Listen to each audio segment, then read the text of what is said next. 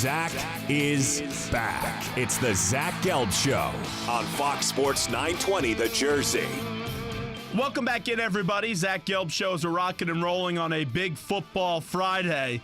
We're getting ready for the Eagles to head down south and play those stinking Cowboys. 609-919-9200. And now joining us to talk about this rivalry and the big game on Sunday is someone that's seen it from both sides, as both a member of the Eagles and the Cowboys, and that is the great G. Cobb, Gary Cobb, who joins us right now from gcobb.com. Gary, what's happening, my man? I'm doing great. How you making out? Well, we're doing okay. We'll see how we're feeling Sunday after the Eagles-Cowboys game. You've seen this rivalry from both sides. What was it like to play in this game? Well, it really was probably at its highest note when I was playing for Buddy Ryan and the Eagles, of course.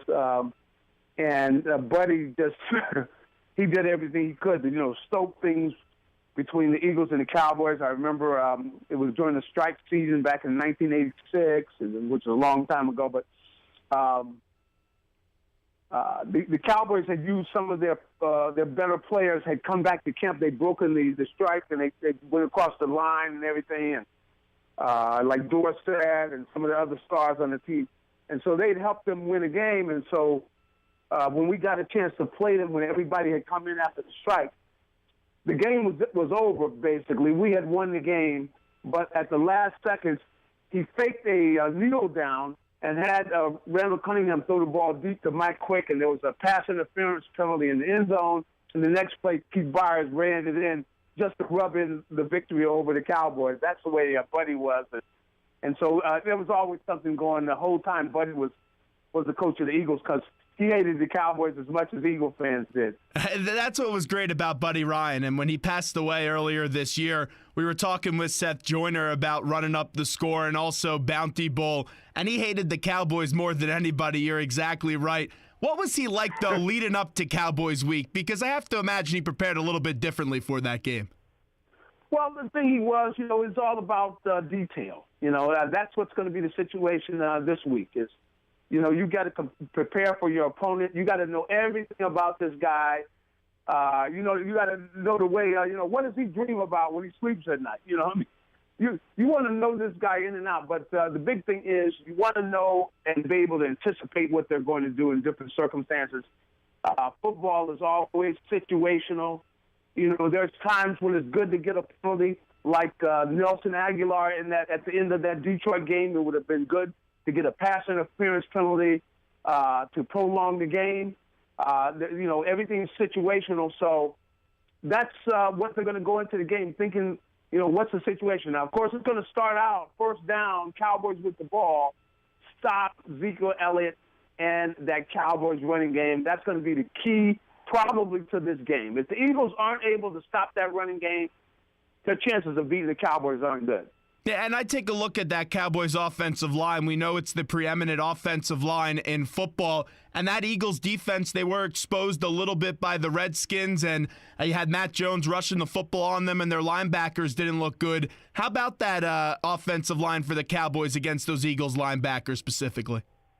Well, it's going to be, the Cowboys are as good as they get. And the big thing is going to be the Eagles have to play their assignments. I thought they abandoned their assignments after the first couple of runs against the Washington Redskins. Guys were trying to solve things by doing it on their own. That's not the way you play football, at least not on the pro level. You've got to do your assignment because there's a design to the defense where if you do your assignment, you got one hole. The guy next to you has got his hole.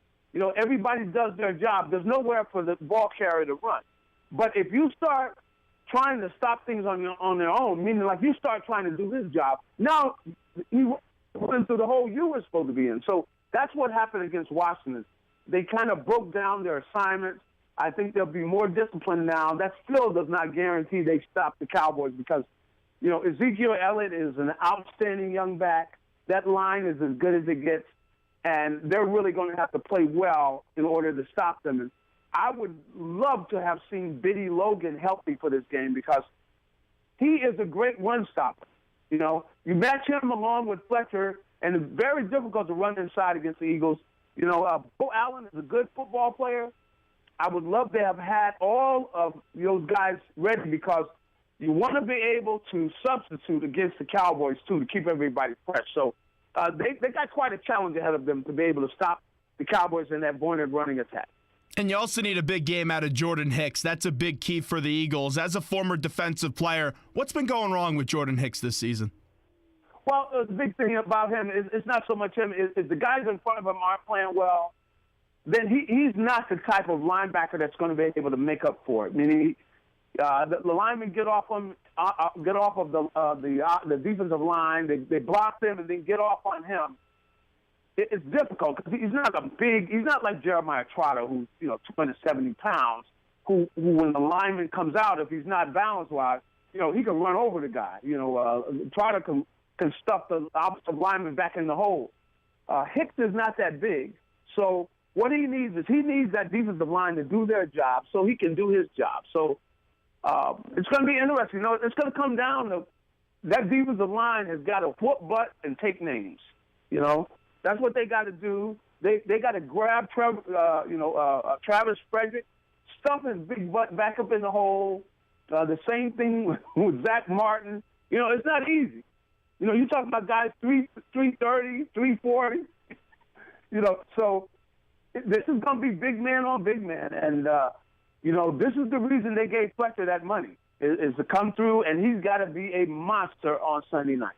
G. Cobb with us right now on the Zach Gelb Show, Fox Sports 920, the Jersey. We know a big chapter, and it's going to be a long chapter, is building in this rivalry, and that's with the quarterback play of both these QBs, Carson Wentz and Dak Prescott. Let's say you were still playing. How would you prepare for these two quarterbacks? Well, the thing I'm going to do is, first of all, get that run stop, and then I'm going to be alert for bootlegs. Both of these guys throw the ball well on the run. I'm not coming up until they cross the line of scrimmage because that's the way you allow. You go ahead and leave your man and go attack either Prescott or Wentz. They're very good at keeping their head downfield as they scramble, so they're looking to throw.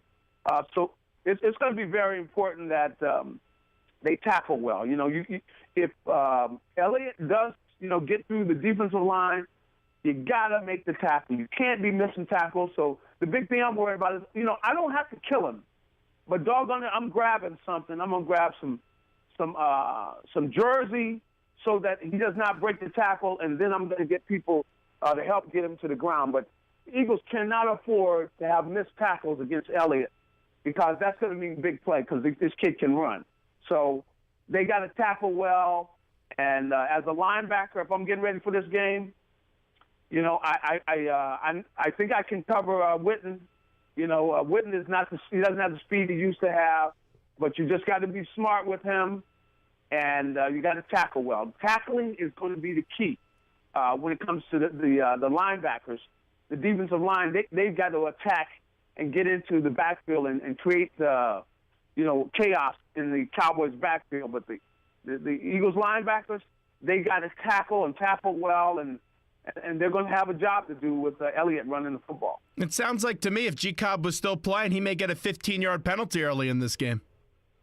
Well, I tell you, I used to play for a guy that used to tell us, look, yep. 15 in early in the game is on me. That's what the coach would tell us, So if you could get a good hit on Zach Prescott early in the game, that would be worth it because the kid hasn't been hit enough, And whatever the Eagles got to do, they got to get some hits on this kid because he's been standing back there like a statue, where he can take pictures all the time, and they got to get some heat on him if they're going to stop the Cowboys because if they let the running game get going and Prescott is back there, standing back there, taking pictures, with them looking on, they're not going to have much of a chance. So the D-line has got to win their battle. That's where it's going to start, and really that's the key to the game. Time of possession is also very big for the Eagles. If they could keep that Cowboys offense off the field, that would definitely help them. And we look at this matchup from an offensive perspective, G. Cobb. You see a lot of playmakers on the Cowboys side of the ball offensively, but then for the Eagles offensive side of the ball, I just don't see those playmakers. Besides Carson Wentz, they don't have a lot of playmakers. There have been some rumors this week that the Eagles are looking for a wide receiver, whether it's Torrey Smith or Alshon Jeffrey. Should they make a move like that in season? Well, if they were able to make a move, and it's not going to destroy their draft, I think that's something that would be worth looking into and worth really considering. So, because,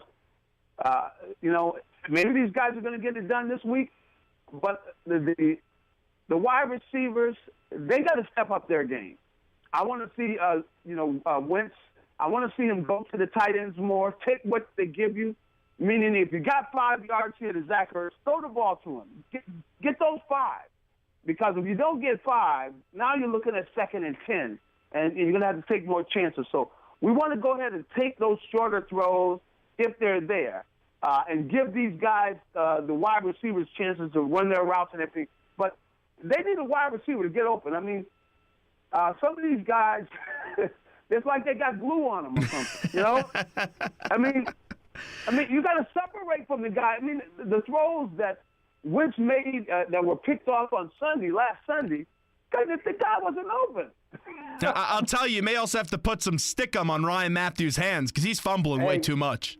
Well, the thing he's doing is, and this is not smart. Look, if it's that late in the game, it's more important to protect the football rather than trying to get another inch, But he's trying to fight for every inch and exposing the ball. So what he's doing, he's just not playing smart. Again, situational football, which means what is the situation? What's the worst thing that could happen? What's the best thing that could happen? And the worst thing could happen in those situations where he fumbled was fumbling. And that's bad football, and it's dumb football because he didn't protect the ball and treat the ball as the top priority. So he just got to play smarter. Cobb, do you like the Eagles or the Cowboys more? What do you mean? That's which teams I like the most? Well, which team do you like more? I'm Playing for both. I'm an Eagle, man. Come on. All right. That's no question. But, I do know guys, of course. I know a lot of those guys, especially former Cowboys. But I'm an Eagles fan, man. It's no question. And I want to see them go down there and get this W. I'm just making sure because when you play in Dallas, you get brainwashed. You know that. Well, you know what? I wasn't down there long enough, and Jerry's not paying me anymore. So, I watched that off. What were your interactions like with Jerry Jones? Well, Jerry was a lot of fun. I mean, he likes to get out and have a good time. I mean, that's Jerry, and he loves football and everything. So, I had some nice conversations with him. Of course, he wanted to know about Philadelphia and about the organization and that sort of thing. But I had a good time with Jerry, and Jerry's he's always got the jokes and he's got the things to laugh about, and he's into having a good time. So Jerry really is like a fan that became an owner. And that's really a problem because sometimes he gets too close to the player, and I think that's probably hurt his organization. It was fine when the guys he was close to was Emmitt Smith, Michael Irvin, and Troy Aikman. But those guys had that championship pedigree in them, and they were going to play hard and be prepared and all that stuff. But, not all players are going to do the right thing if they're very close to the owner and they feel they don't need to respect the coach. So that's something that gets you into trouble. And I think it's probably hurt their organization that Jerry's been so close to the players. Well, Cobb, I hope he's miserable on Sunday night at about midnight. We appreciate the time today, my friend. My pleasure, and hey, go Eagles. There we go. Cobb joining us on the Zach Gelb Show. Fox Sports 920, The Jersey. You can read him at gcobb.com. I was just interested about that. Played for both the Eagles and the Cowboys. I wonder who he likes more. He says go Eagles, though. This is going to be a tough game, though. And you heard it. He said it 100 times. Ezekiel Elliott. This kid is so good. He leads the league in rushing yards as a rookie.